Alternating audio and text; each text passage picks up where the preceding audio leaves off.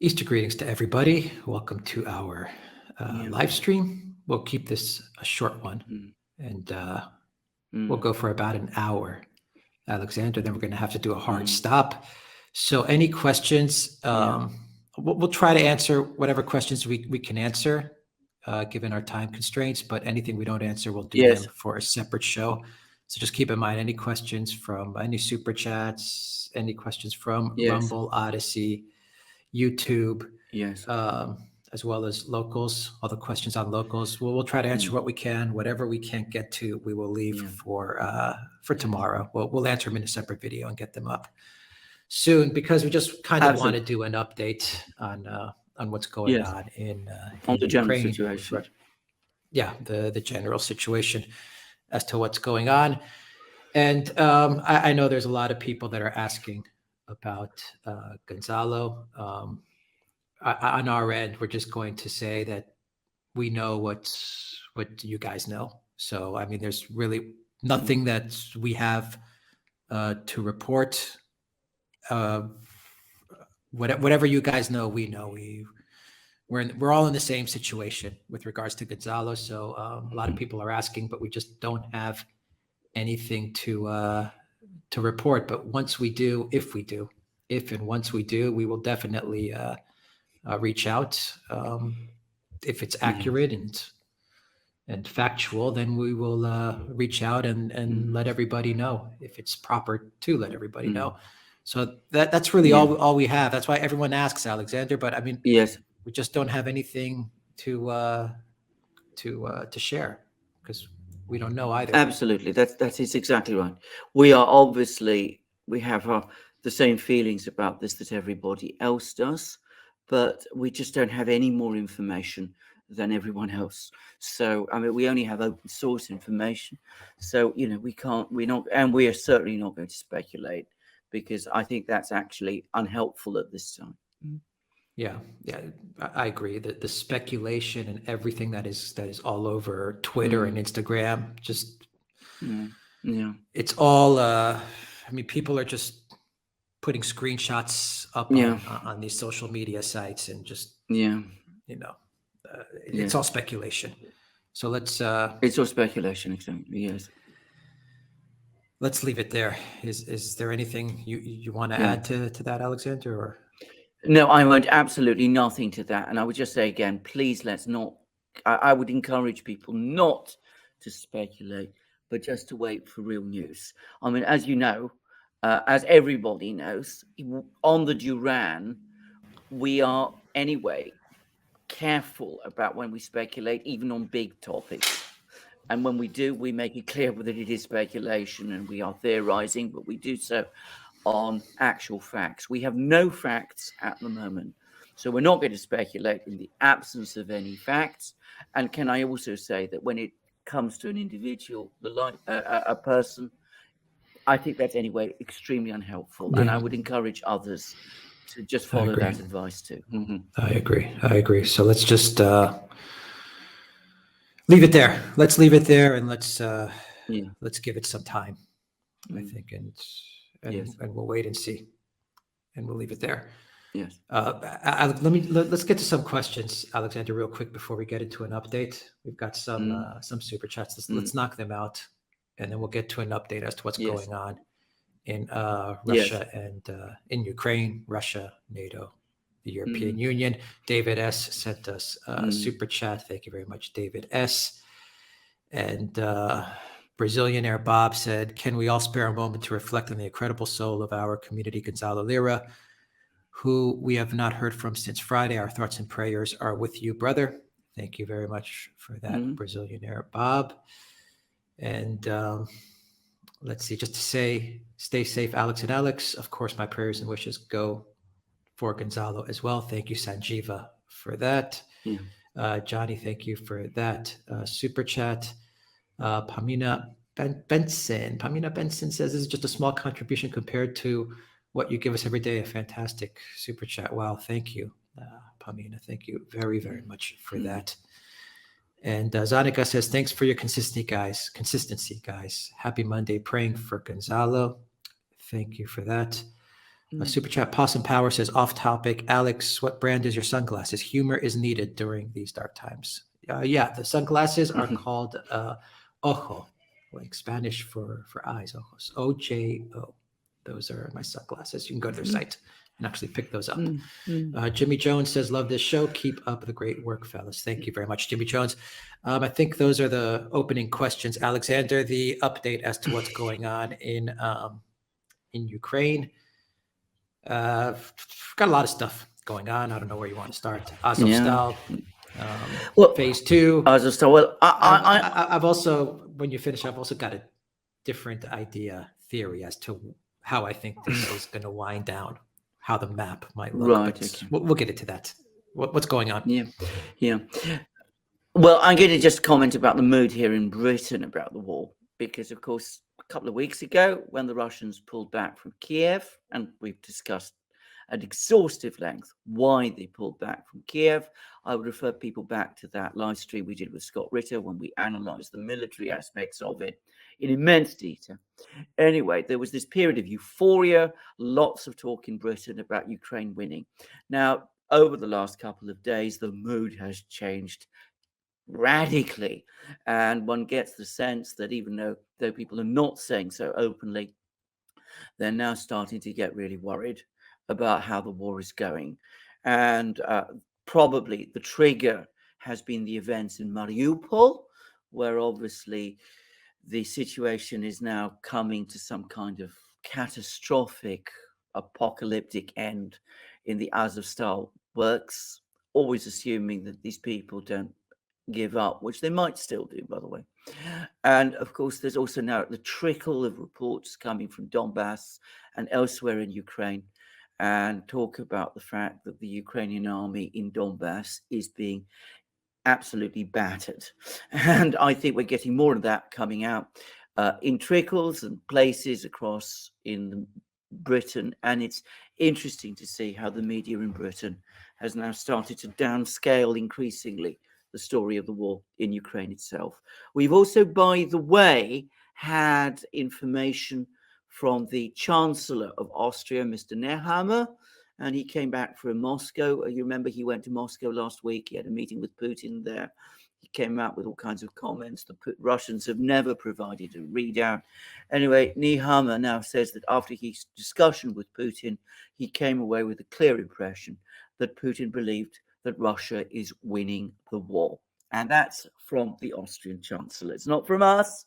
It's from somebody who's actually met Putin. Now, it could be that Putin was putting up a front, but everything I've seen suggests that this is true. And then, of course, on top of everything else, we have this darkening picture economically. And this morning, when I got up, I found this headline in the Financial Times: war and stagflation threaten global economy as pandemic recovery slows. It's not slowing, it's crashing. But note the reference to stagflation. I think there is now universal acknowledgement across the West that we are probably now in a deep inflation crisis. Inflation is running out of control. That is cutting into demand. The financial authorities, the monetary authorities, don't know fully what to do. The Fed says it's going to increase interest rates, but there's lots of people who say that it can't above a certain level. The European Central Bank is not increasing interest rates. Real interest rates not just real, nominal interest rates in Europe, the European Central Bank's interest rates are still in negative territory. And the European Central Bank continues to engage in QE. In other words, it is pouring more monetary fuel onto the inflation fire. It's quite extraordinary. But of course, with Christine Lagarde in charge, what can you expect? She's trying to support France, which is going through this difficult election, as she sees it, with Le Pen chasing Macron's coattails. So she's doing everything she can to keep the French economy going. And of course, the other person she's trying to support is Mario Draghi in Italy, who is also seeing problems in Italy now intensify. So we see this ludicrous policy now, from the European Central Bank. One wonders how sustainable it is, but virtually everywhere else, including in Britain and of course in the United States, we see the darkening or a further darkening of the economic mood. And by the way, here in Britain, opinion polling now shows that people are becoming more worried about the economic situation than about the situation in Ukraine itself, which suggests that their willingness to agree to further sanctions that could make things harder for themselves is starting to wear thin. So it's a darkening mood again. We've had periods of up and down. We had a brief period of euphoria after the pullback from Kiev, but that, it seems to me, is dissipating away. Yeah. So Ursula von der Leyen was actually giving an interview, and she said that the Russian economy is on the brink of collapse. Yeah. It's about to go bankrupt again. This is her statement. She made the statement like 2 days ago. The EU, I believe the EU and the US are still clinging on to this fantasy that if they hold out vis-a-vis with regards to Russian energy and the difficulties that sanctions against Russia is giving their countries, if they can hold out until, say, autumn, then they will get that collapse in Russia. President Putin will be gone, and Ukraine will be wrapped up with a victory for Zelensky, and that'll be that. And then cheap energy for everybody. And I think they're hanging on to that dream. But how realistic do you see that? And do you see any change to? And I don't even want to call it a change because maybe it wasn't. But do you personally have a new perspective as to what Russia is aiming for with regards to an end game to this conflict? Right. I mean, the end game, I think the Russian end game is an evolving thing. I think that when they started this campaign on the 24th of February, I think they still had hopes that Zelensky and his team and the Western powers would come to their senses, would do a deal. They would agree to recognize Crimea and Donbass, Crimea as part of Russia, Donbass as independent, that Ukraine would agree to drop out of NATO, and that there would be a clear up of these very right-wing people in Ukraine. I think that was what the Russians were still hoping for. I think that the Russians have completely given up on that. The Ukrainian foreign minister, Kuleba, has said that diplomatic contacts with the Russians have now come to almost a total stop. The negotiating teams still exchange messages at a desultory level. But I think after that brief moment in Istanbul 3 weeks ago, when it looked as if Ukraine was going to make substantive concessions, but then pull them all back, I think the Russians have said, we're not prepared to negotiate any further with these people. They are agreement incapable. The Americans and the British run everything in Kiev, and I think they've completely given up on all of that. So I think that the Russian thing is evolving. Their objectives are evolving. We now see more and more flags, Russian flags appearing in Kherson region, Russian flags appearing in Zaporozhye. Also, by the way, Soviet flags. I remember for many Russians, the Soviet flag is now the war flag because it is the flag of the Red Army that the Red Army fought under during the Second World War. So, as I said, I want to make that point because the two can be that there can be some misunderstanding of this. But beyond that, I think that the very next steps will be, there's already talk of a referendum in Kherson region, something in Zaporozhye will surely follow, probably at some point in Kharkiv as well.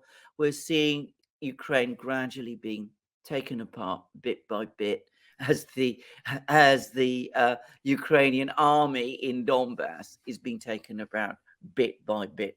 As for the economics, I come back to what I said, just as perhaps the Russians were over optimistic. when they thought that they could do a deal with Zelensky and his team at the start of the war. So I think the European Union and the Western powers were completely wrong when they thought that the Russian economy was a house of cards which would simply tumble. I think that Ursula von der Leyen, who is now utterly committed, I mean, let's be straightforward about this, a pullback from sanctions and an economic settlement and a political settlement in Ukraine, which leaves the Russians with all their gains and with Putin still in charge of the Kremlin, is something which she would not be able to survive. So what these people in Europe, in the EU, what the neocons in Washington, what they're all going to do is they're going to double down. They're going to do more and more of what has already failed. They're going to say to themselves, well, if we can't, if we know what we did in February, freezing the central bank's reserves, de-swifting Russian banks, if that didn't work, well, let's de-swift more Russian banks. Let's start seizing more Russian assets. Let's block us off from ever more Russian exports. So we started coal, let's go on to oil, let's eventually move forwards to gas, all in the hope that the Russian house of cards, as they believe it, will collapse. And of course, I don't think it will. I think this is a fundamental misunderstanding of how the Russian economy operates. I've been saying this all along. And I think that that will, of course, deepen the inflation crisis in the West, deepen the political crisis that's now coming after the economic crisis. But don't expect Ursula, Charles Michel, Josep Borrell, and in the United States, people like Sullivan, Blinken, Nuland to change course. These people do not change course. They have no reverse gear. And if things really start to look really bad on the battlefield, and if the economic situation isn't working out, in fact, it's turning out bad, then the major worry is going to be that these people will start to agitate and demand something more in terms of military steps. They've been sending pouring arms into Ukraine. These are not making, I think, the difference so far that everybody expected that they would. In fact, they're not making any difference at all, as far as I can see. But you know, at some point there will be demands for Western troops to go in onto the ground to challenge the Russians directly. Now, that is going to be the most dangerous moment in this conflict. But sometime in the next few weeks, months, I predict it will come. Now, at that point, we will see whether the Pentagon is able to hold the line against this, whether the militaries in NATO are able to hold the line against this, and what popular feeling will be.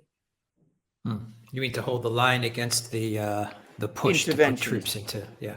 Exactly. Yeah. Exactly. Yeah. Steve-O says, any news on Gonzalo Lira? As we said, Steve-O, yeah, we know what you know. So exactly. we promise we will keep everyone posted if we get any kind of factual updates, and that's the key word, factual. Alexander, I was reading Jacob Dreisen. Yeah. Who you can I just before you proceed? Can you just before I proceed? I've done there's a program that I've just done for my own channel. I speak a lot about Jacob Dreisen. He does a brilliant blog. Certainly somebody, if people want to get a view of what's going on, they should go to him. And he's an American. He's an ex-Marine. I think he speaks both Russian and Ukrainian in some way. And, you know, he's somebody to certainly follow. Carry on, Alex. Mm-hmm.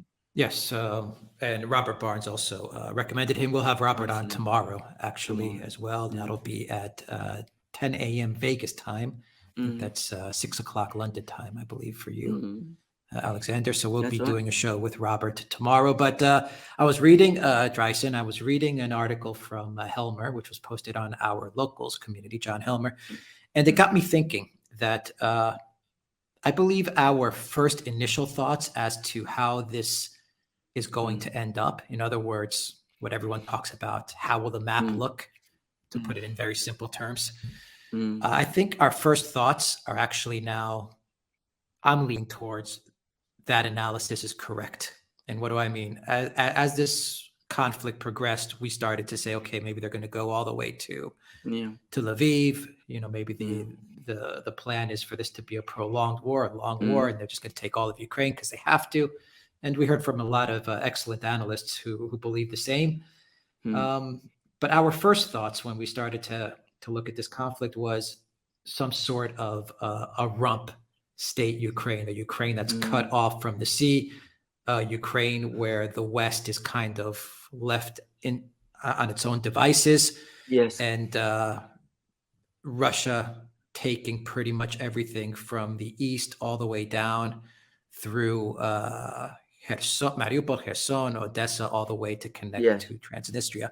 I'm starting to believe that again, that is that's the plan. That's going to be the victory.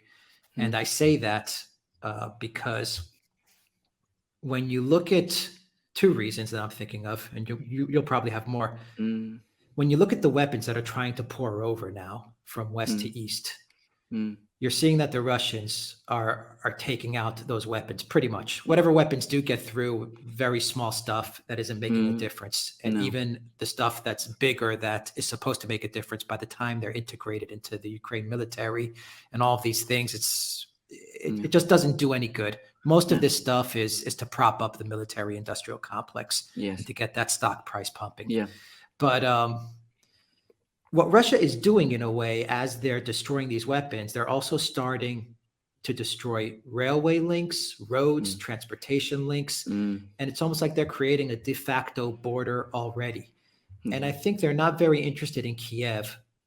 But what they're going to do is they're going to say, you know what? Kiev is not that much of an interest. Odessa is a huge interest. Kiev, not so much.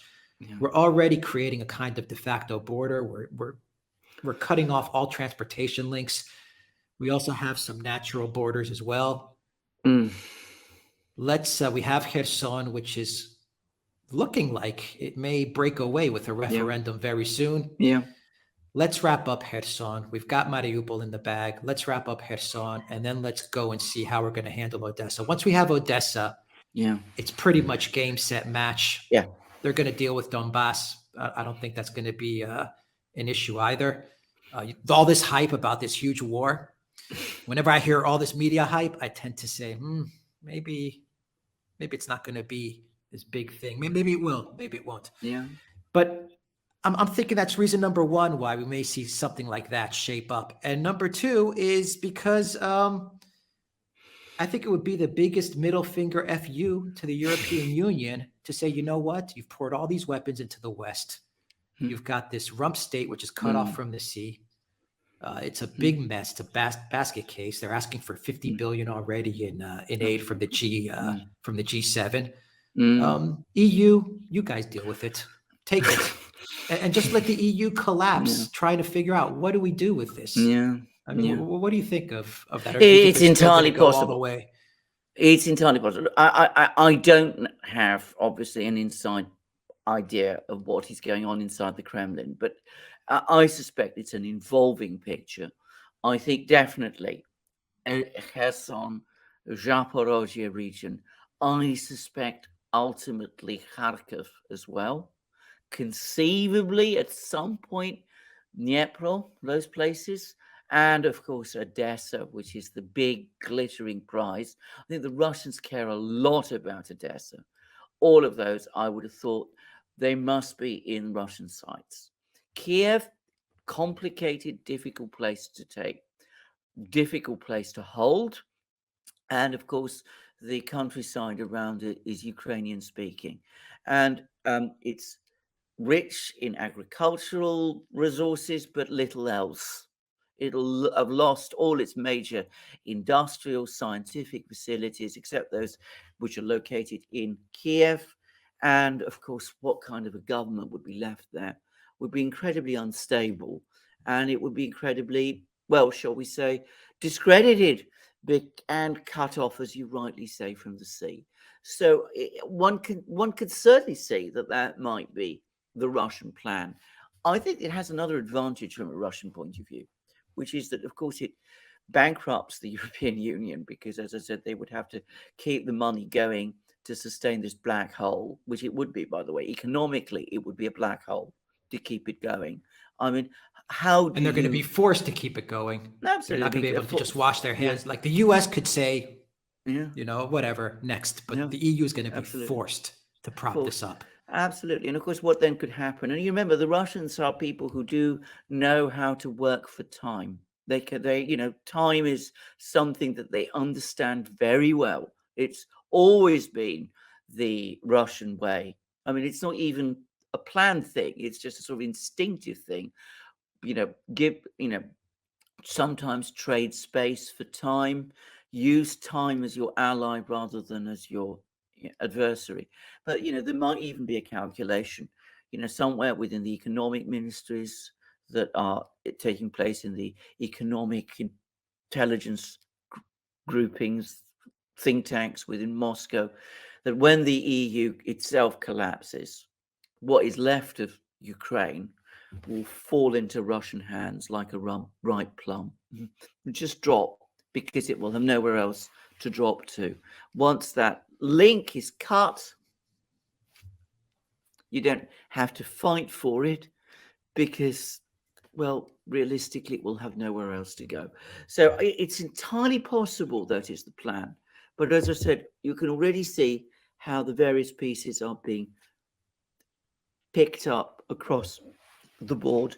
I have to say, I think that this replacement of Ukrainian flags across these regions with Russian flags, the introduction of the Russian ruble into these regions, and all the replacement of local administrations which don't cooperate with the Russians, and this talk of a referendum in Kherson region, all of that is a clear sign of where things are going.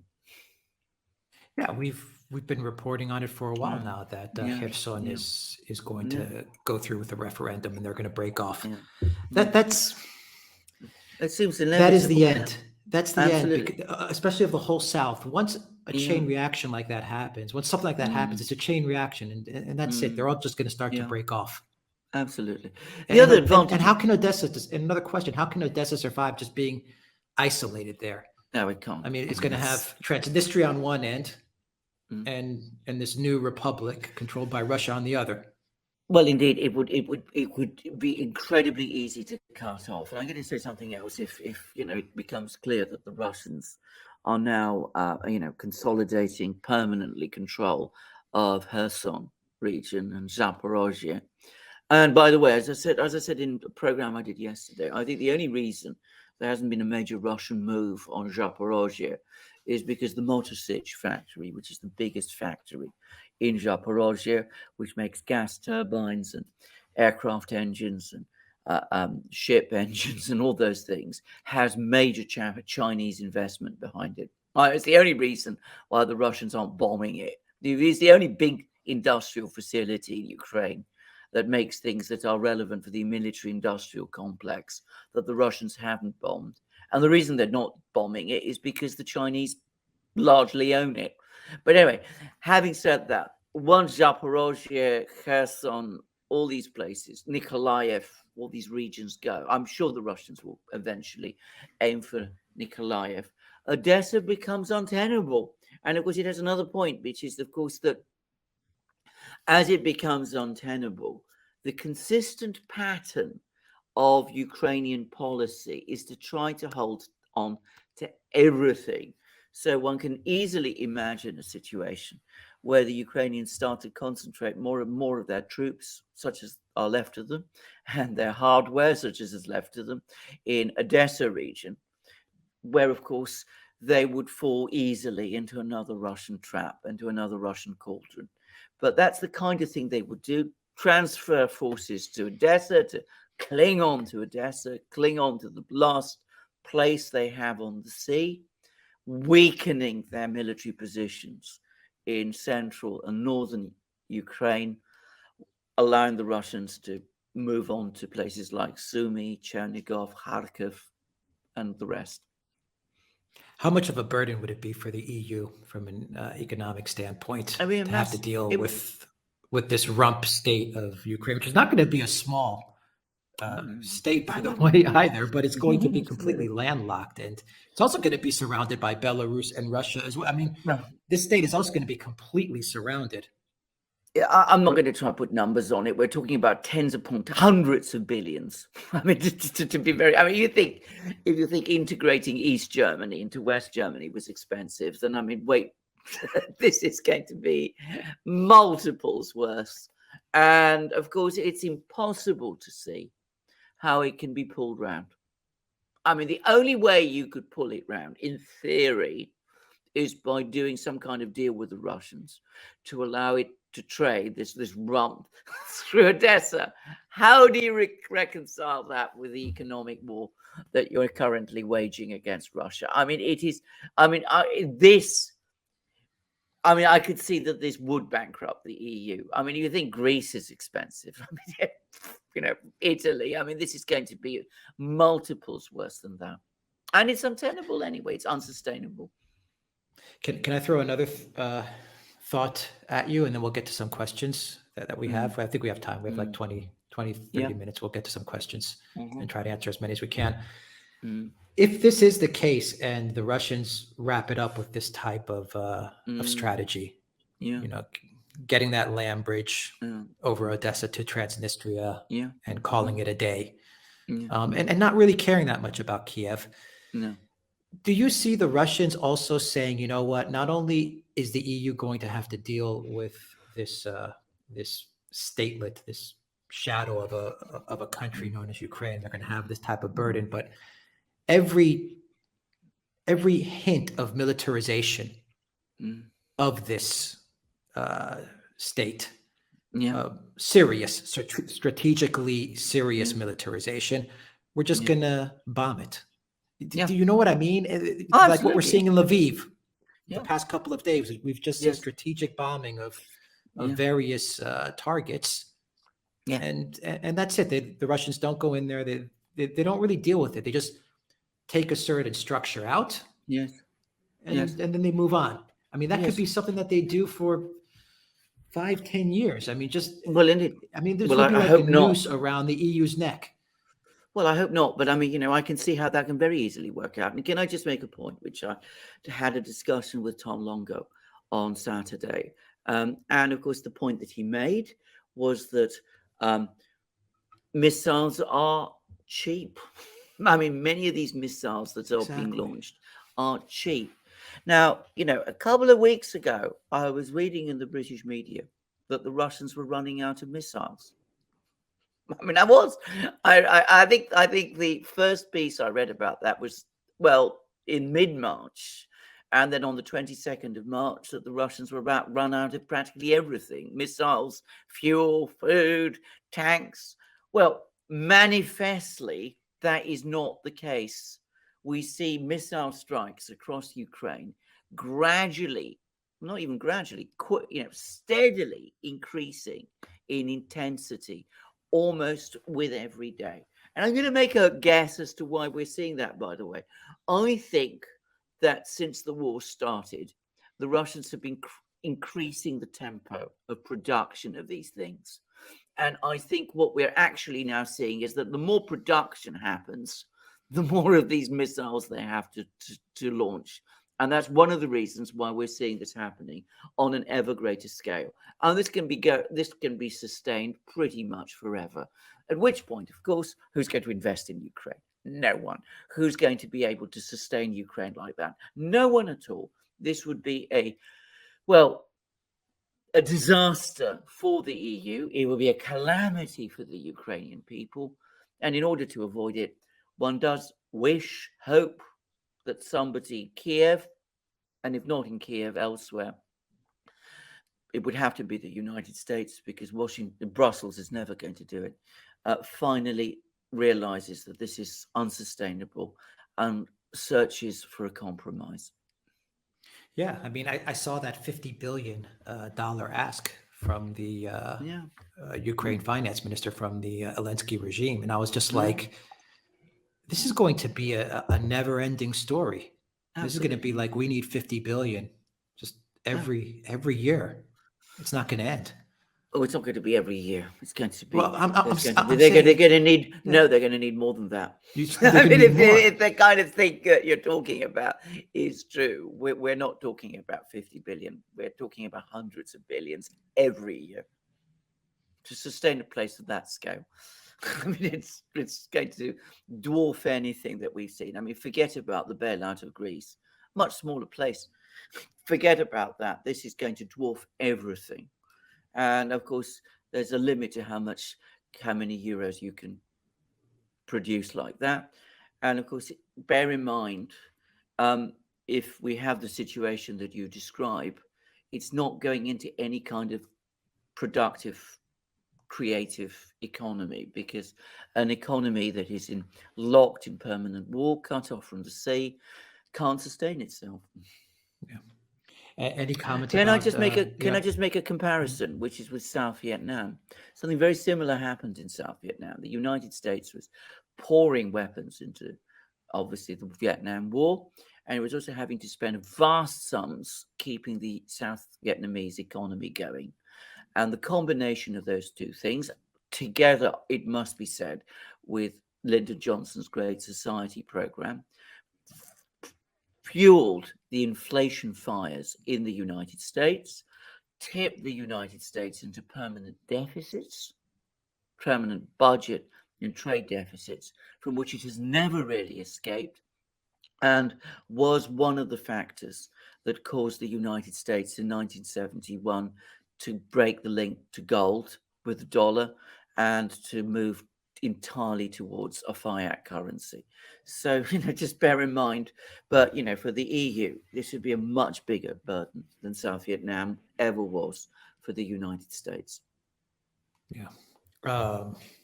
Any thoughts on, real quick before we get to the questions, on Germany, the economy in Germany, the EU, the Russian economy? Yeah, I mean, final thoughts Russian, there? I mean, Germany's well, I coming out mean, with a lot of strange statements with regard to how things are going, and Schultz isn't I doing know. well in popularity at all. No. I mean, they did not. And I gather mood in Eastern Germany, the former GDR, is now turning very bad, and sooner or later it will catch up in West Germany. I mean, the thing with the Germans, and I hope people from Germany who are watching this will forgive me when I say this, but the Germans are always easy to win over, on a sort of moral plane.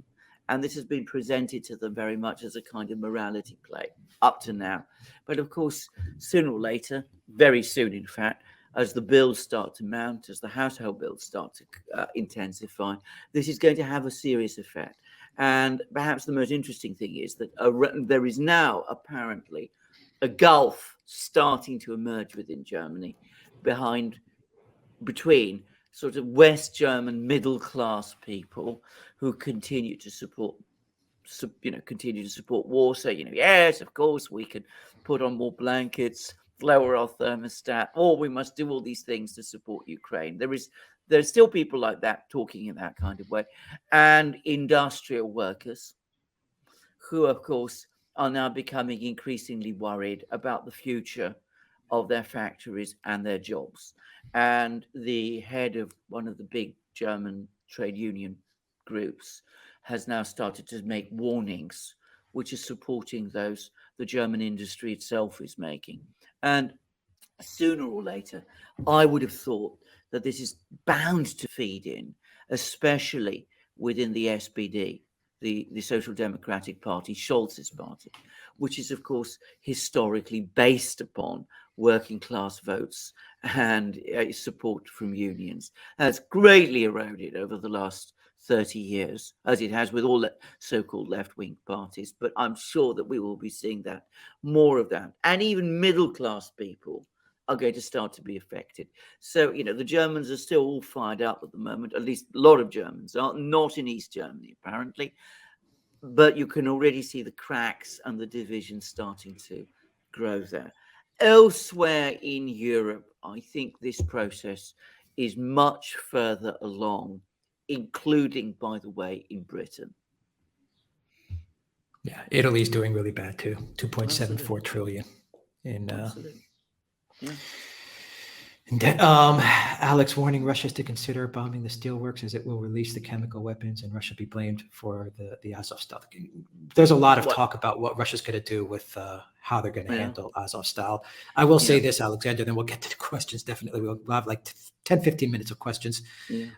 Whatever Russia does with Azovstal, as I'm reading many of the Western publications, it will be framed as some sort of an atrocity. Of course it will. I mean, it already. That's a given. That's an absolute given.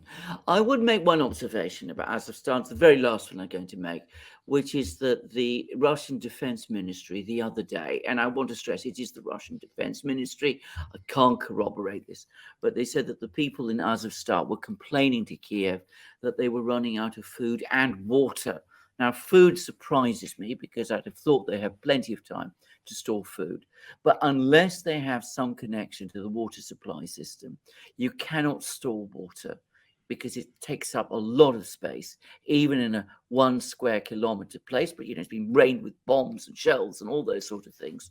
So if they start running out of water, if they generally do run out of water, well, people can only keep going for 3 days without water. I mean, that's the average, even when and of course, if you're fighting or in stress, then you're not going to be able to keep going for much longer than that. And if you're underground, in darkness, in tunnels and bunkers, and you have massive bunker busting bombs on you, and you're short of water, you're going to become increasingly disorientated. I mean, this is a horror, and whatever should happen, the right thing to happen, and I'm sorry if I go on and on about this, is that these people should give up. I mean, they're serving no useful Well, they're not allowed. Like, they're not allowed. Well, they're not being allowed to. Yeah. But that is irresponsible and actually criminal, in my opinion. And I have to say, I was revolted by some of the headlines that I read in the British media yesterday, talking about, these people fighting to the death in Azovstal. Very comfortable, easy thing for people in air-conditioned, warm offices in London to say. When you are, as I said, in these terrible conditions, asking young men to go through that, they may have political views that I find obnoxious, but they're still human beings. I think that's a disgraceful thing to try and encourage them to do. You know what they decided, the powers that be behind Zolensky? They decided that it's much more useful for them to quote unquote fight to the death. They can get a lot more use out of it than to have them surrender. Absolutely, that's exactly correct. They understand that. They said they could frame a narrative around it. They can call it a Russian atrocity.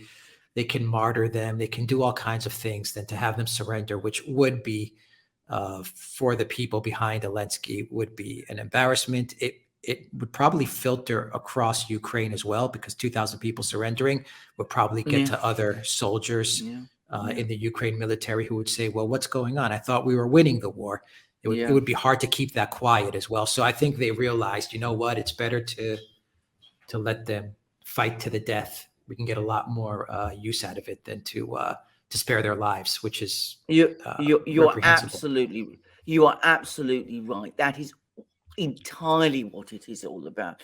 I'm going to make a direct comparison with the Second World War, which is with Stalingrad. The German leadership, the political leadership, the certain Austrian gentleman that we all know about, wanted the people there to fight to the death. Eventually, they decided, the command in Stalingrad decided better. And the reason that the political leadership wanted the German soldiers in Stalingrad to fight to the death was exactly the one you gave. It's all ultimately about PR. It's all about, creating a dramatic, heroic story of, the Spartans of Thermopylae. And I've already said in an earlier program why that's a misunderstanding.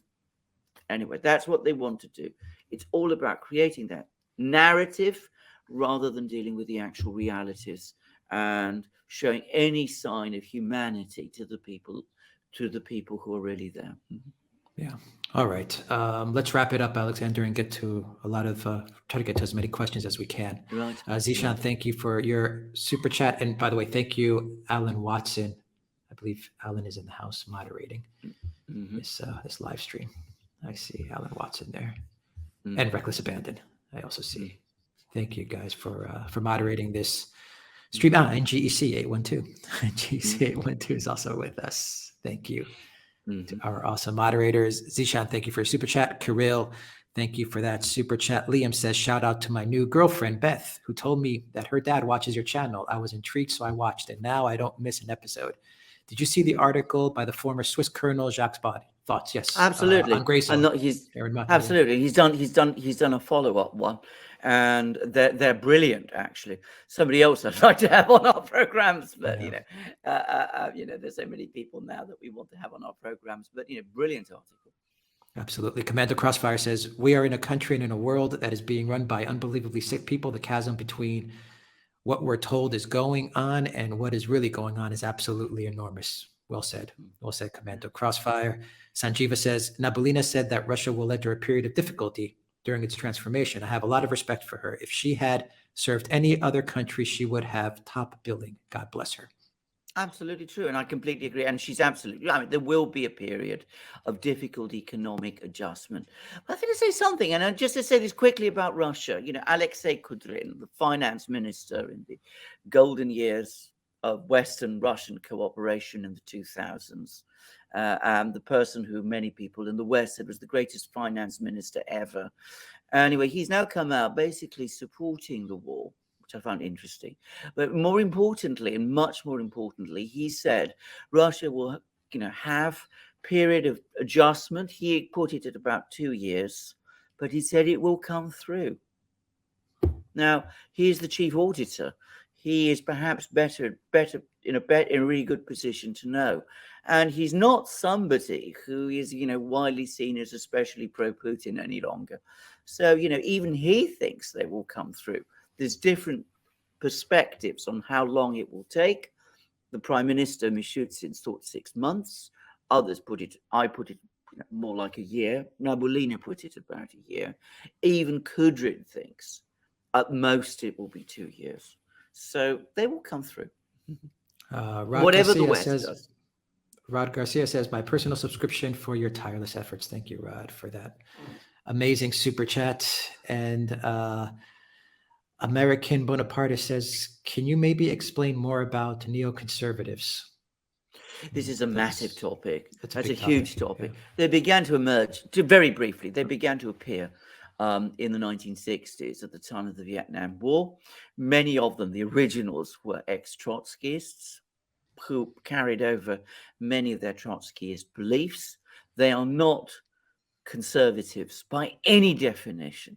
They are, in fact, in my opinion, a revolutionary group that has retained a lot of their original Trotskyist origins and has carried them over into what the United States does. And they are deeply ideological. They have this they have this conception that they want to use the power of the United States to extend their vision of the way in which the world should be restructured to every single corner of the United States, with themselves in charge. And they are not identical to the WEF globalists in Davos that we hear so much about, but there is a big overlap between them, and to all intents and purposes, they work together. Yeah. Can you explain the long tables used in the Kremlin real quick, Alexandra, with the meetings with Putin? For example, with Macron. Yeah, I'm sure that it was partly what it was said, to deal with the infection. Putin took the infection very seriously, the goof. But I think also because, it's been interesting that he's been able to meet with other people quite close. I think also it was an intention of keeping these people at a distance. Yeah. Let's see. 515 Coldfire says, where on earth is Gonzalo Lira? 515. We explained in the beginning as well, but let's just wait for factual information. That's factual all we can information. Yeah. That's all we can do. Absolutely. Kaliu says, Swiss Colonel Jacques Spad wrote in his article that Ukraine had more than 100,000 Western mercenaries in their army, and this before the war. Do you think this is accurate? No, I don't think it's accurate. I think he makes many claims. I think some of these claims are overstated. By the way, the Russian military has given a number, which is more like, I think it was 7,000 7,000. at the start, and now that's fallen because many of these people are dashing back. The Russian military also say that there is about 400 Westerners bottled up at Azovstal. Correct. Very true. Kirill says, I wonder if when the EU portion of NATO is going to send troops into Ukraine, particularly with oil, gas, and food dependency like that in a state of economy like that. Yeah. You kind of answered that. I have. I mean, I'm not going to put a date on it. When things look really bad and it looks like the house of cards isn't falling, I mean, do expect that cry, that demand to grow. And as I said, it'll be very interesting to see how it turns out. And, you know, that'll be the moment of maximum danger. Well, they'll get sent into the West Ukraine. They're just going to be bottled up there. That's what I think is going to happen. They're just going to get bottled up there. Absolutely. Well, you know, but don't exclude the possibility that the Russians might, you know, launch the odd Kinjal, you know, hypersonic missile at them, or indeed more than just one. So, you know, this could be nerve-wracking. We'll see what happens. Rocco says, so nice to hear the truth. Keep it up. Thank you, Rocco. Pierre, thank you for that awesome super chat. Peter, welcome to the Drown community. English Loyalist says, have you heard anything on Gonzalo Lira? Someone said he has been missing for 4 days, and I see he made no updates to his Telegram. 4 days is not accurate. And as we said in the beginning of the show, let's just if we get any factual information, we promise we will relay it to everyone. If we get factual information. Let me repeat again. Yeah. What we've said, speculation at this point is not helpful. Exactly. Andrew, welcome to the Drown community. Raphael says, I believe Russia just located their Yamamoto out of the crowd. If I were Boris Johnson, I will be very, very careful from now on. Watch out, bro. Yeah, absolutely. I wouldn't be surprised. I think I know what you're referring to, which is the Moskva affair. There's been lots of speculations about this, by the way, all over the place. One thing I will say is that the British media over the weekend were again gloating, you know, I thought a horrible way about, you know, hundreds of drowned sailors and about and the Ukrainians claimed the captain had been killed. Well, the captain certainly hasn't been killed because he turned out at a ceremony in Sevastopol. And it looked to me, from what I was able to see of this ceremony, that there were an awful lot of the sailors there. And they didn't look to me as if, you know, this was the majority of them had been drowned. It doesn't look to me as if they have. There's been some photographs of the ship circulating today. There's some speculation those photos are fake. There's some speculation that this ship was actually attacked by a submarine rather than missiles. I am in no position to make any guesses. In the discussion I had with Tom Longo over the weekend, and it's something I've touched on in my program on my channel yesterday, there was some suggestion that maybe a Western country, perhaps Britain, played a role in that. That might explain why the Pentagon looks to be so unhappy about this whole affair, is not rushing to give credit to the Ukrainians. And if it is the case that the British were involved, my sense is the Pentagon is furious with them, because that would make the British a co-belligerent. And for all I know, all kinds of hard words are being exchanged behind the scenes. And you're absolutely right. If the British had any part of it, the Russians will not forget and they will not forgive.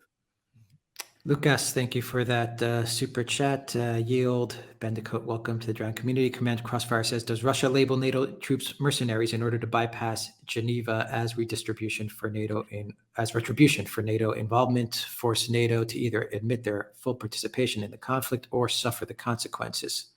Yes, I think this is a topic which I'm hoping we'll be able to talk about with Robert Burns, that we're going to have a tough discussion. But I think that your thinking about Russian intentions is absolutely correct. I do have some legal concerns, but I think I'm going to save that to the discussion with Robert Barnes. Yeah. Divine Insurgent said, you two were born and raised in the Anglosphere. Do you feel more attachment to your ethnic background or no? Alex C. I may feel that way due to my location. I feel an intense attachment to Britain, which has been the country where I've lived nearly all my life. I also have an intense attachment to what the Greeks called the ethnos, which isn't quite the same as, ethnic group, but to Greece, to the whole civilization of Greece, to the culture, the church, all of those things. Yes. Trevor. I've never up to this time felt a conflict of loyalty between the two either. I hope that remains that way. Thank you, Divine Insurgent, for that. Trevor, welcome to Duran Community. Fragile says, we should not panic, people. Gonzalo is a smart man. Maybe he just went underground, changed locations, or simply communication center may be destroyed and there is no internet connection. Well, again, as I said, I thank you for all of that. I'm not going to be tempted into speculations. You've heard what I said. I've heard all of that. Thank you for saying it. But as I said, let's be constrained on what speculations we indulge with. You don't know who's listening to these programs, for one thing. Raphael says Le Pen will be elected president to stop this war. They're smearing her already, but I think that was a bad mistake, by the way, for the EU. But they can't help themselves. I know, but that was incredibly misjudged, and for all I know, it might even tilt the election in her favour. I'm not so close to the ground in France to be able to say, but that was so ineptly done to do it just now in the run up to election day. It's so obvious. Hello World says, what are you guys hearing about China? Apparently she is rounding up Yang faction and it's ongoing civil war. The Kuf lockdown is just cover. I don't know. I can't really say. To be honest, I don't know China especially well. I've only been there once. And it was very interesting and very informative, and of course I do follow the Chinese media, but the Chinese media is very controlled. What is going on there in detail I really can't talk about. I think civil war is certainly putting it too strongly, but there might be power struggles underway, possibly. Let's see. Okay, let's wrap this up. About another 10 minutes. Carlberry, thank you for that super sticker. Lucas, thank you for that super chat. Today, Savory, thank you for that super chat. Trung Tran says, is there a chance that Zolensky is being assassinated by the West and the blame being put on Russia? Will there be a chance to de-escalate after that? It's entirely possible that something like that could happen. If I was Zelensky, I would be very careful. You mean to blame Russia? Okay, yeah. Absolutely. Yeah, I know, absolutely. I mean, he looks frightened. Now, I'm not saying that's going to happen. And, it's the kind of thing one doesn't want. Again, one needs to be careful to speculate about. But, I gather that he made another appearance. There's pictures of him that came out briefly and then had to be withdrawn because he looked so terrible in them. Hi. And well, yeah, absolutely. I gather. Anyway, whatever. But there have been times when he has looked to me a very frightened man. That's all I'm going to say. Zook, thank you for that super chat, which says afternoon all. Thank you, Zook, for that. John says, do you all know if Gonzalo Lira is okay? We've answered that. John, let's pray and hope everything is okay and sit tight for factual information. RDDR says, we pathologize Russia because we use liberalism to ignore their realpolitik interests, even though Ukraine is hardly liberal. Excellent point. Well, indeed. Very excellent good point. Excellent point. Lucas says, what's your opinion about the current situation, given what happened in 1940 to around 20,000 Polish POWs killed by Russians in Katyn? Thank you. Yeah, absolutely. This is a major issue between Russians and Poles, and it should not be underestimated. And can I just say, people who continue to dispute, there are some people in Russia who continue to say it wasn't the Russians. The Russian government has always admitted, that it was the Soviets who did it. And of course, under Gorbachev, the Soviet Union itself admitted it, and they've apologized for it. And, this is obviously a major factor in Polish perspectives towards Russia, indisputably so, and completely understandably. And it comes on top of a very, very difficult history in relations between Russia and Poland as well. Well, the Russians have admitted to it. They've held ceremonies in Katyn. I think what has to happen at some point in the future, when enough time between now and then has passed, is that people in Poland and in Russia need to put these old issues behind them and try to reach out to each other and try to achieve some kind of friendship and understanding, which is two great Slav nations. I'm convinced that they can do and one day will. All right, Gloria, thank you for that super chat. Hunger, the dive merchant says, the fact that Eastern Europeans are depleting their weapon depots, which are not easily replaced, makes it more likely that they would be invaded. Nothing would stop the Russians if they wished to do so. I've actually read many people saying this. In fact, even the Pentagon is now running short of certain types of light arms, javelins and stingers and things, apparently, and it's going to be very expensive to replace them. I mean, you'd be absolutely right if the Russians had any real plan of rolling into Eastern Europe, but of course they don't. In the meantime, what's going to happen is that BAE in Britain, Raytheon in the US, Boeing, all these various companies in Europe, they're going to make a vast amount of money on this. This is a wonderful exercise of the MIC to make itself rich. As Alex said right at the start of this program, a lot of these arms transfers to Ukraine are simply a way of giving money to the MIC. Yep. We saw it just a year ago with Big Pharma. Now we're seeing it with the MIC. Absolutely. Same racket, different industry, same racket. Exactly. Summer of 1970. Thank you for that super sticker. Yo says, wait for me and I'll come back. Wait with all your might. Wait with dreary yellow rains. Tell you nothing's right. 1941, wow. Konstantin Simonov. Wow. Thank you very much for that. Fantastic. Yeah. Tempest says, do you think Russia will keep the wheat fields for itself and also secure the source of the Dnipro River? I think if Russia controls Odessa, they don't need to control all the wheat fields. I mean, remember, they have vast wheat fields themselves. And if they take over Kherson and Zaporozhye and all those sort of places, they get control anyway of many of the best. So, I mean, just bear that in mind. But of those that are left, I mean, where does all the grain get exported through? It gets exported through Odessa. Now, it's much, much more expensive to start trundling, large amounts of wheat and grain around the world by putting it on, rail and sending it to Antwerp or wherever it is in Europe. I mean, that adds massively to the cost.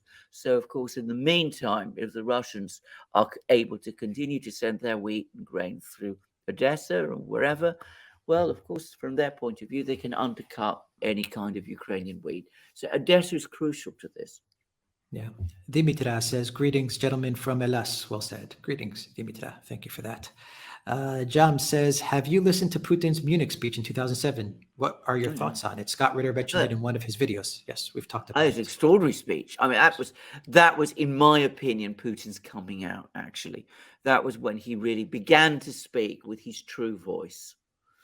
Mm-hmm. Coming up to then, he'd been giving the impression that he was all friends with all sorts of Western leaders. Maybe to some extent he thought he was, but in 2007 he came out and spoke as he did. And the pictures of it, with John McCain sitting almost in the front row, glaring at him, it's just extraordinary. The whole sort of imagery of that speech is remarkable. It's a remarkable speech, and it really is very worth reading. Mm-hmm. All right, Chelsea Old Boys says, afternoon, my Cypriot brothers. Good afternoon, Chelsea Old Boys. And Raphael says, guys, pay attention. Russia is doing this alone. Okay, yes. Well, yeah, absolutely. I mean, for the most part. Well, not entirely alone. Not entirely, but for the most part. But for the most part, yes. Mm-hmm. Yeah, I mean, they've got big help in China as well, with different aspects. Different aspects of it, but in military terms, entirely by themselves. Yeah. Absolutely. Thank you, Raphael, for that. Ignacio, welcome to the Duran community. Mikasa Aikman says, what percentage of the population in the UK and Greece would you estimate are pro-Russia? How would you predict this percentage to change in the future? In Britain, very difficult to say. I mean, there may be lots of people who have private doubts, but they'd be very nervous about expressing them. You're talking about middle class opinion. I mean, it's solidly anti Russian. You will find within working class communities people who, if you really push them, they're sometimes prepared to come up with different views. But those people tend to be very intimidated, and it's very difficult to get any kind of appearance on the surface about this. What I have noticed is a dearth of opinion poll data in Britain on this issue, which may suggest that the opinion polling agencies in Britain are getting results that they're not entirely happy with. About Greece, I leave it to the expert who is there. The last poll I saw was after Mitsotakis allowed the Azov NAZI to speak at the parliament, and after he sent 4 planes worth of weapons to Ukraine, 70% of the Greeks were against Greece's involvement in this war and were switching to the Russia camp. I don't want to say switching to the. I don't want to make it sound like that, but they weren't very keen on this. Support Zelensky at all costs narrative. Yes. And that was 70%. So Mitsotakis really, really messed up. Yes. In the eyes of the EU. In the eyes of the EU, he really messed up. Backstage, thank you for that super sticker on Odyssey. Chelsea Old Boy says, Scott Ritter says it straight. Great job, guys. Thank you. Yeah. Scott Ritter. We'll have him on again soon. But we'll have him on again soon. Maybe we can get Jack Ball. Of course we will. Sparky says Ukraine is better off under Russia than under the NAZIs. So that goes without saying. But anyway, there we go. Balke says Russia has 2 Brits. That equals the 2 Skripals. That's an interesting way of looking at it. Interesting observation. I never thought of that, actually. Yeah. Paul, thank you for that super chat. GB says, name of the blogger again. Jacob Drysden. The Drysden Report. Drysden Report. We'll provide a link. Let me see. Well, give me one quick second, and let me see if I have that. Yeah. Okay. Just dropped it on locals, and let me drop it on the chat here. Yeah. There's a link. Excellent. Yeah. Well, so many platforms now. Let me drop it in Odyssey. All right. That is the link. Let's see. AZ Maria says, what do you think will happen to Zelensky in 1 month, 1 year, 5 years? I'm not going to try and guess. I don't want to, actually. I would be nervous if I was in his position. Well, I would be. I think he is nervous, actually. Yeah, I think he's very nervous. Commander Crossfire says, if West Ukraine is split and left for the EU-US doesn't fund it, do you think it would turn back to Russia or become a failed state? I think it will first become a failed state, and then eventually, as I said, it will drop into Russia's hands like a ripe plum. What else? Daisy, what choice does it have? What choice does it have? Daisy, welcome to the Duran community. Well, parts of it would go to Hungary and Romania as well. Certain parts, I would be surprised to see that. Herding Cat says, how will the EU manage to rebuild a destroyed nation and support its own economy with such major energy, mineral, and food shortages? Exactly. Well, exactly, quite true. Yeah. Exactly. Well, right. Don't worry. Ursula von der Leyen is going to find a way. She's, after all, as we know, an economic genius. Everything's going to be green in 2 years anyway. Well, absolutely. I mean, quite so. Robert Habeck is on the case as well. I mean, he's going to convert us all to windmills. So, I mean, we don't need to worry about these things. Calio25 says Russians are going to give them water. Very, very well said. Calio25 FMAC says, when all is said and done, do you see another Berlin Wall, perhaps? I think we are already moving that way. I mean, I've been in contact with a friend of mine in Russia who used to travel regularly to the West. He's one of the more, I wouldn't say westernized, not at all westernized, but he was a person who studied in Western universities, for example. And he's finding it difficult now. By the way, on a completely different front, lots of Russian professionals who apparently left Russia at the start of the war have apparently been trickling They're going back. back. Yeah, Yeah. they're going back. Yeah. Mm. The insufferable butthole says, will economic problems stop the Afghan migrant crisis? That's a good question. I would have thought not, actually. And I don't know whether this is true. And I really want to stress this. I don't know whether the exact numbers that I've seen quoted from him are correct. But apparently Macron is now predicting another great tidal wave of immigration to Europe from all sorts of places. Because however bad the situation is in Europe, let's be straightforward about it, it's going to be far worse in these other places too. And again, I have to say, Macron really was talking like that in the run up to the French election on Sunday. I can't think it's going to do him any good. Yuri Gabor says sanctions on oil, gas, and nuclear fuel is a no-go for Hungary. If certain EU countries willing to put one foot over the other and shoot it through both, so be it. Ursula will tear the paint off the wall. Well said. I agree with that, but don't forget that with Hungary now starting to look isolated, if Hungary tries to veto sanctions moves, there could very well be a move now to strip Hungary of its voting rights on the EU Council. Now, at that point, the sanctions could be railroaded through. It might be that at that point, Hungary makes a decision about what its future relationship with the EU is going to be. And, it might even decide to leave the EU. I'm sorry, impossible. But, Hungary is an obstacle, but it is not a major one. Yeah. Rob Seimer says, what happens to big and small investments in Ukraine when this ends? Well, that's a very good question. The Russians take it over. I think they will allow a lot of those small investments to continue.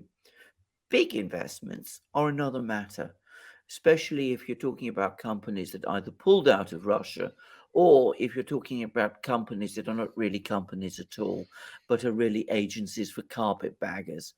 And if a certain creative artist who is related to the president of the United States is listening, well, that refers to people like you and your friends.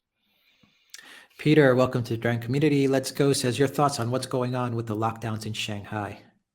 I think it's a terrible mistake by the Chinese government. Yeah. This is completely unsustainable. I think they're holding on to a model that has failed. And I think that sooner or later they'll have to accept that. Mm-hmm. Teodoro, thank you for that super sticker. Eric, thank you for that super sticker. Zook says, did Trotsky have a direct influence in the U.S. when he was put in exile? Next follow-on question, did the neocons evolve then? Thanks. He had a huge influence, not just in the U.S., but across the West. And dare I say, he had a much bigger influence in the US than he did in some Western countries.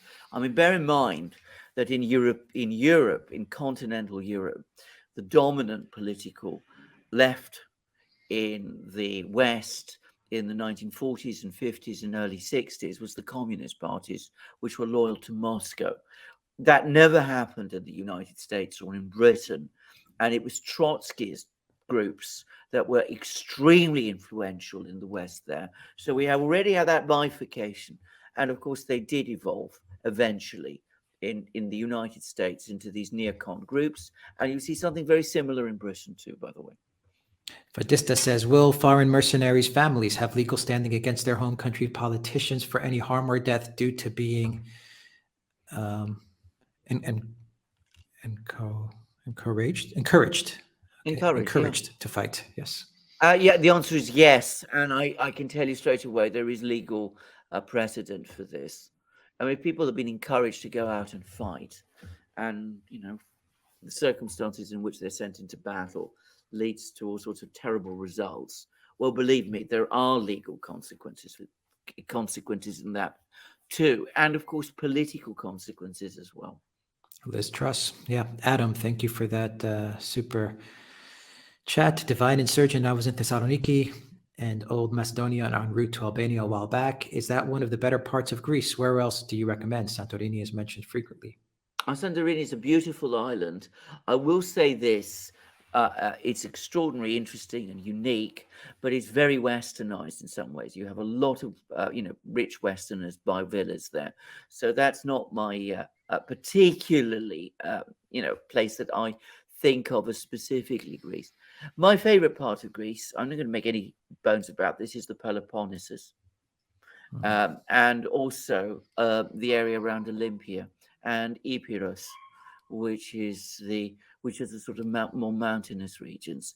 I'm not as familiar with the islands as I should be. This is a reflection of the fact that I'm from Athens. Lost in the Fog of War says, what do you know about Ukraine blogger Gleb Lishenko? I don't know very much about him. Yeah, me neither. Paul Stocks, thank you for that super sticker. Rich says, any big NATO submarine cannot sail into the Black Sea. If they do, the area is in full Russian surveillance, and any NATO submarine will be sunk by Russian Shikval, super captivating cavitating torpedoes and things. Cavitating torpedoes, which the West can't handle. Absolutely. Well, absolutely. Okay. Well, can I just say straight away? I mean, if it is a NATO submarine, if it was a NATO submarine, it would have to be something from Romania, presumably, or Bulgaria. I'm not familiar with the structure of their navies or whether they even have submarines. But Erdogan closed the straits under the Montreux Convention, as he's required to do, but he did. And you're quite right. NATO submarines can't enter, at least not in theory, through the straits into the Black Sea. So, if a British submarine did it, it would have had to do it with Turkish collusion. I don't want to go down this range of speculations because we're making assumptions here that we don't really have enough data to do that. Another possibility that's been suggested is a mine, and we know there's a lot of mines around that part of the sea. And the other possibility, which I think even more remote actually, is that it was naval divers, which again I think is extremely unlikely. Let's see. Lair Republican says, why do more conservatives and far righters want to get out of the EU more than NATO? Well, I don't know. That's a very good question. But I mean, can I just say, for me, NATO and the EU are the terrible twins. I think that in order to break this, you have to get out of both. Both are, well, the NATO is long past its sell-by date and is a threat to peace. The EU, as far as I'm concerned, is a threat to the whole, to Europe and to the European civilization and culture, which I was brought up with. And, well, so I'll say, I love. Sorry, they seem to be building something on top of me or something. I don't know. Let's see. Where are we here? Elena Diaz says, how long can the weapons industry produce when commodities continue to rise in price? Well, they can continue to produce because what you'll find is that they will simply pay more for whatever they need, and they will therefore get it, and it'll be civilian industry that finds that it's running out. It's always the way. They'll always say, we have to have priority rights to strategic minerals because, of course, we're dealing with security, with defense. It's always the way that works out. There's an extreme example of that was Germany in the 1930s, by the way, where the German military industrial complex was getting everything it wanted. And of course, the rest of the German civilian economy was becoming increasingly unable to get things like rubber and, certain types of metals and all those kind of things. And in fact, there was a deterioration in German civilian goods, the quality of German civilian goods during that period. Many people may have heard of the expression ersatz, sort of lower quality goods. Well, that comes from that period. Have you read the interview by Sergei Glaziev? He proposes a news from Jawuku. He proposes a new Eastern-led commodity-backed basket of currencies, which could free the global South from the IMF and Western currency-denominated debt. Absolutely, and Glaziev is a very clever man. He's very close to Putin, though Putin listens to him. He hasn't so far followed all of his political dictates. And one does get the sense that his star in Russia is rising. So he's certainly someone to watch. Let's see here. How long can we expect to have the EU and NATO around? No, I think as I don't know, but I'm going to make a guess. Not as long as some people think.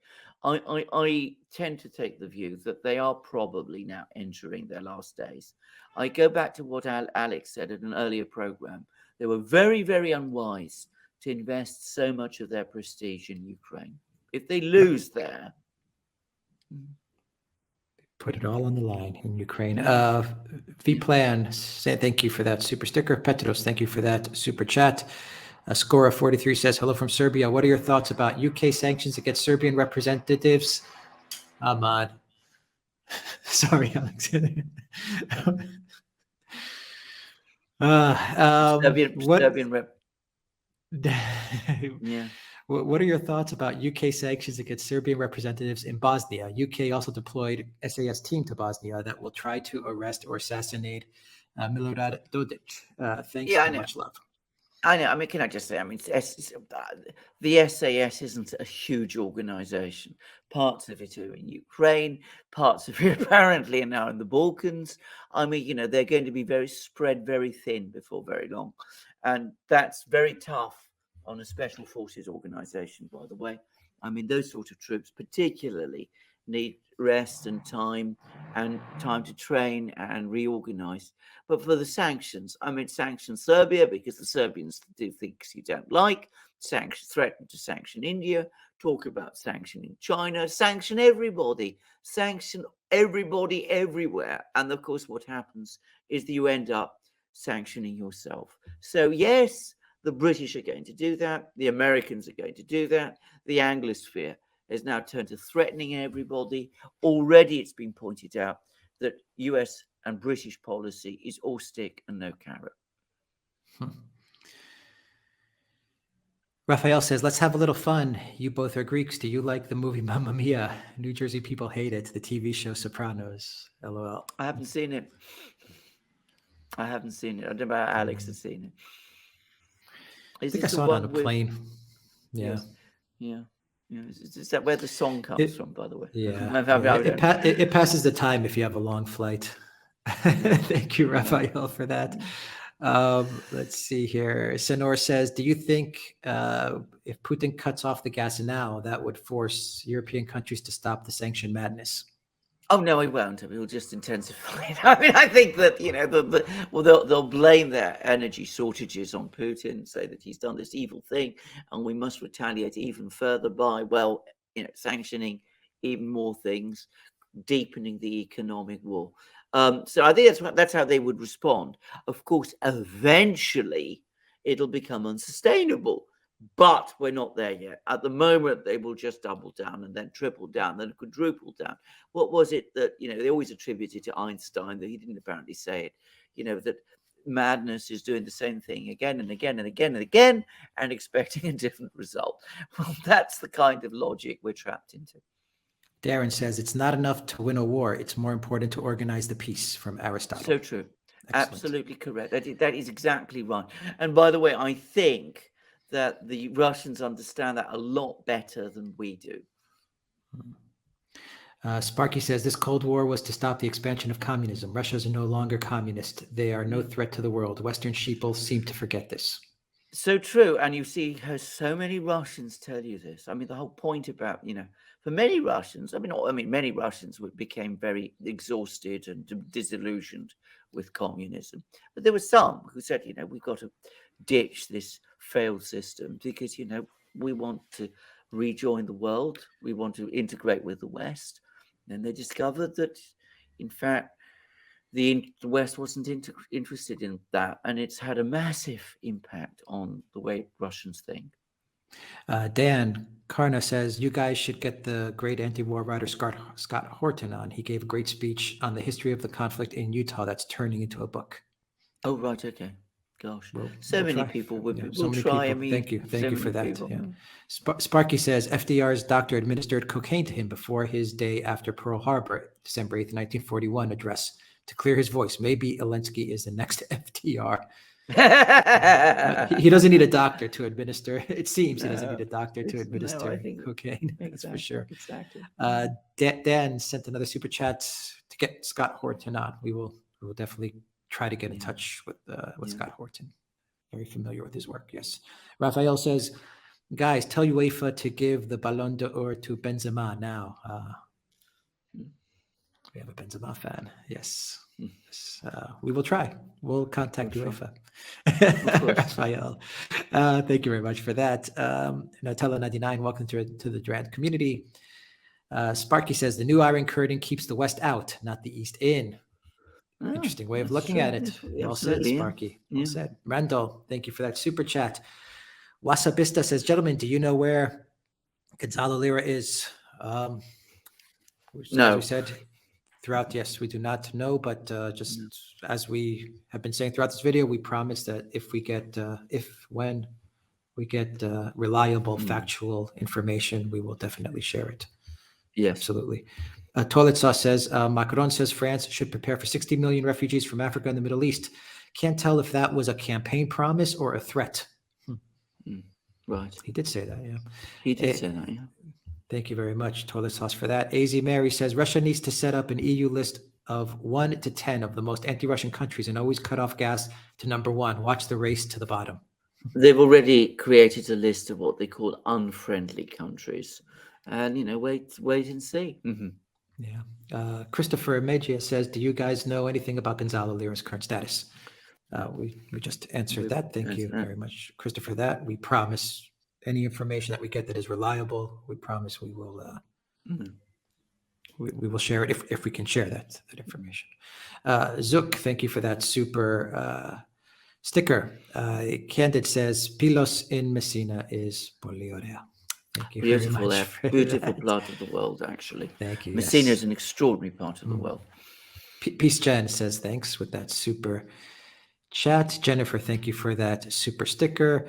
Digital Nomad, thank you for that awesome super chat. Commander Crossfire says, Russia has a historic tradition of terrible successions. The better a leader, the worse their successor.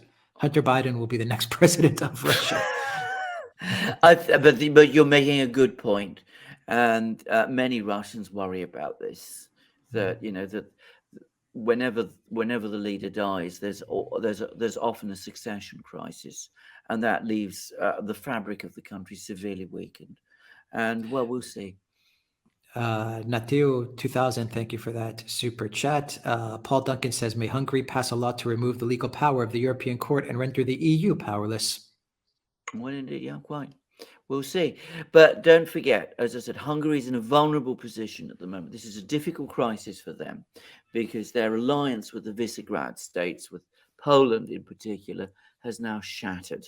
And that means that Ursula and her like can try and move to get Hungary stripped of its voting rights on the EU Council. And that is going to act as a constraint on what the Hungarians do. Multimedia Clip says, keep up the good work, guys. Questions. What are your thoughts about the loss of the ship? You think a missile can take something like that with one shot? I'm not going to try and say, because I don't have the kind of knowledge, expert knowledge. I'm guessing that a missile could, even if it's quite small, depending on what it hits. That's all I would say. But until what I would suggest is, I gather that there is a Russian investigation. The people in the crew have been questioned. No doubt at some point the Russians will come up with an explanation. When they've come up with that explanation, we could compare it with what the Ukrainians and others are saying, and maybe we can come to a more definite view. I'm excluding nothing at the moment. Commander Crossfire says you should get Jimmy Dore on. That would be amazing. Amazing. You should have us on. Paolo, thank you for that super chat, super sticker. Alexandru says, do you think a conflict in the Balkans is on the way, and how would it affect the EU and NATO? Yes, it is on the way. It would. I mean, sooner or later, it's bound to come. Might be sooner, might be later. It would be a massive distraction. I think it will be a disaster for NATO and the EU. They will try to get themselves further They will try to act to control the Balkans even more. Anybody with any knowledge about this part of the world knows how difficult this region is to control. And the Serb people in particular should never be underestimated. Let's see. Ralph Peterson, thank you for that super sticker. Sparky says, rather than learning from the failures, the Western world leaders tell themselves it couldn't be helped. That's exactly right. It's all it's someone else's fault. I mean, like Someone Biden is Putin's now fault. saying that all the people who were, all the inflation is entirely Putin's fault. He's to blame for everything. As if the rain falls in the wrong place, or the weather is too hot, well, it's Putin's fault as well.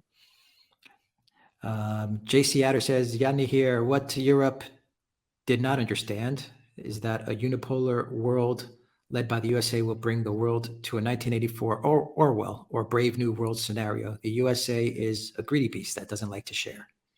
I think it was a huge failure of US policy that they had this enormous moment in 1991 and the way they've squandered it and thrown it away. I think it's a tragedy. I think so much good could have been done.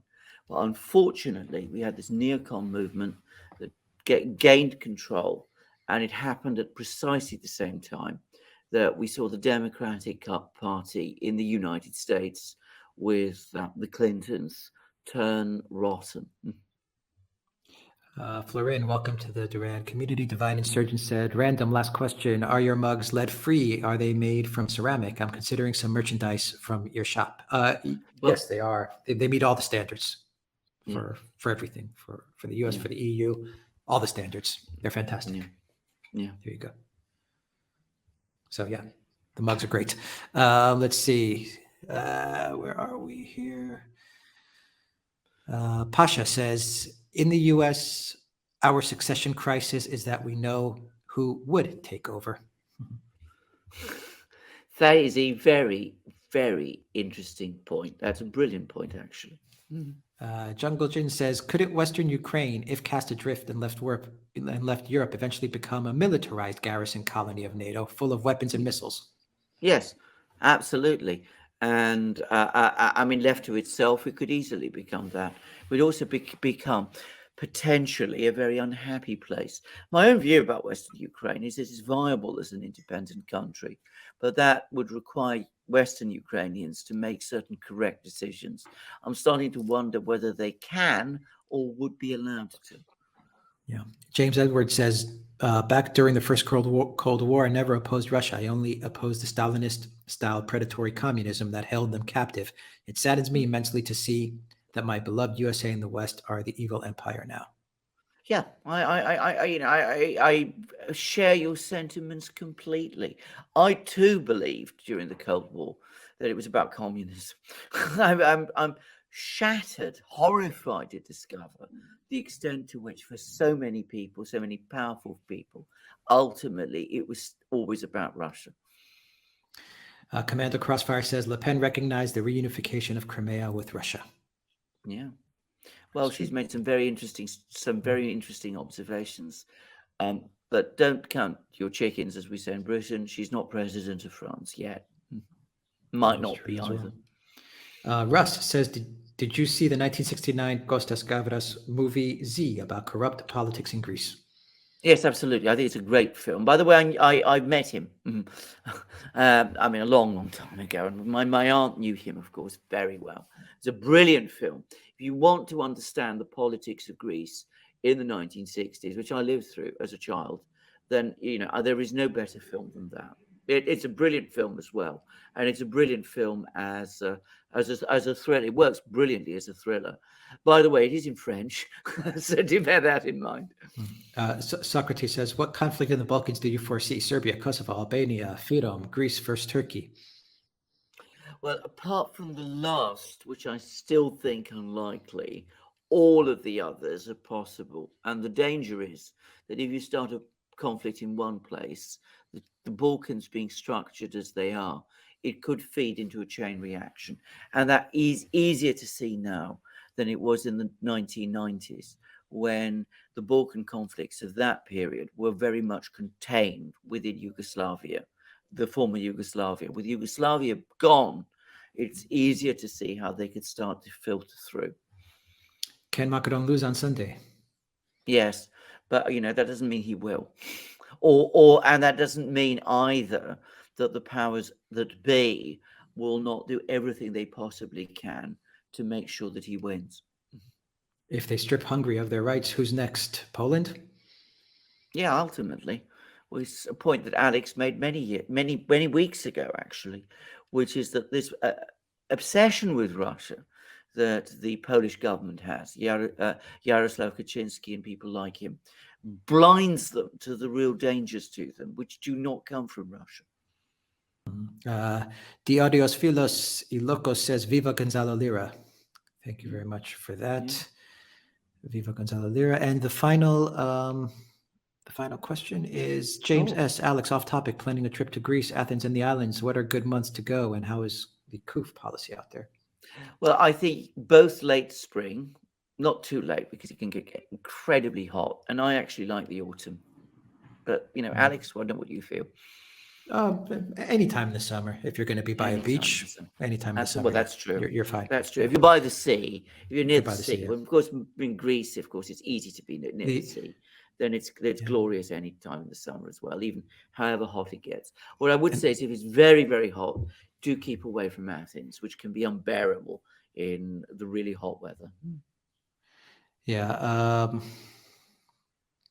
As far as the COOF policy, it's you need a certificate or some sort of negative something if you want to enter like shops and stuff like that.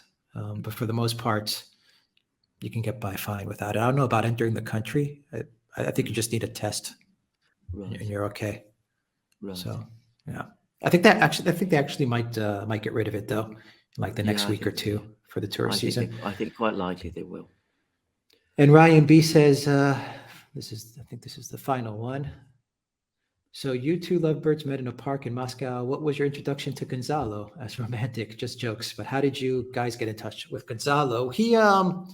We were doing a live stream, and he just got in touch with us via the chat, and we knew of his channel, his previous channel, the Coach Red Pill channel. Yes, that it was. It was a channel that was a really good channel, a big channel, and so we knew of him. And I remember I just saw his logo, his avatar, and we decided to do a collab.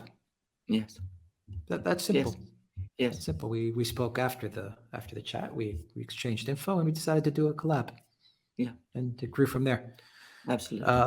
Let's see. Command Unit says Russia has been mostly responding to Western actions, but now the West needs to respond to Russia's actions, and they don't like it.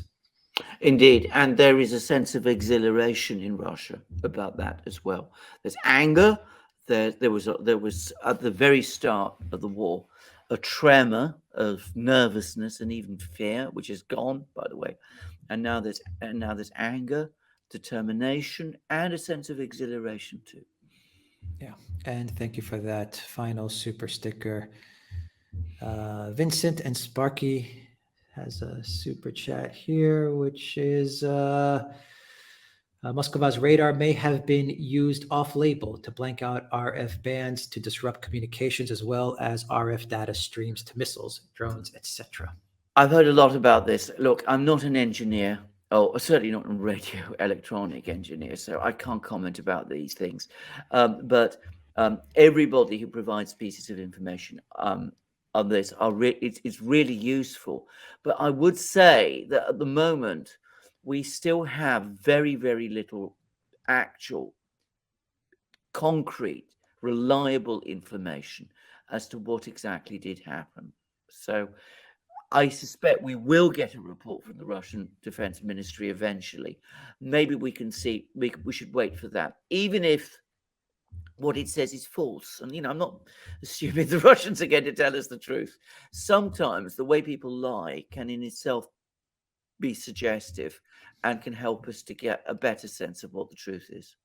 All right. That is everything. All the questions, all the comments. We actually got through them. We went 40, 1 hour, 40 minutes over. Or 40 minutes. It's all right. Well, it was a pleasure. It was fun. It was an fun. absolute pleasure. Yeah, it's always a pleasure. Thank you to all our moderators, Mm. Alan Watson, GEC 812, Reckless Abandon. Is there anyone that I'm missing? I think I got everybody who was moderating today. Thank you for all the help. Let me just do one quick check here. Mm. Yes, and thank you to everyone that tuned in from Odyssey, Rumble, YouTube, and our awesome locals community. Don't forget, Alexander will be having his live show on Wednesday on Locals, the duran.locals.com.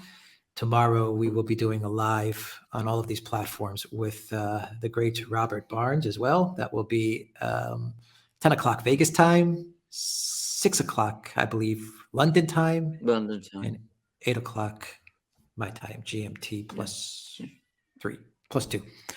Yeah. And that's everything. Any final thoughts, Alexander? Well, I mean, I just to also say that, we're all worried about Gonzalo, but let's wait and see what comes. Happy Easter again to everybody, and obviously we will be continuing to keep a track on what goes on in this great global conflict, which isn't just about Ukraine anymore. In fact, Ukraine is only a small part of it in some respects, though it's still the battlefield where the major fighting is happening.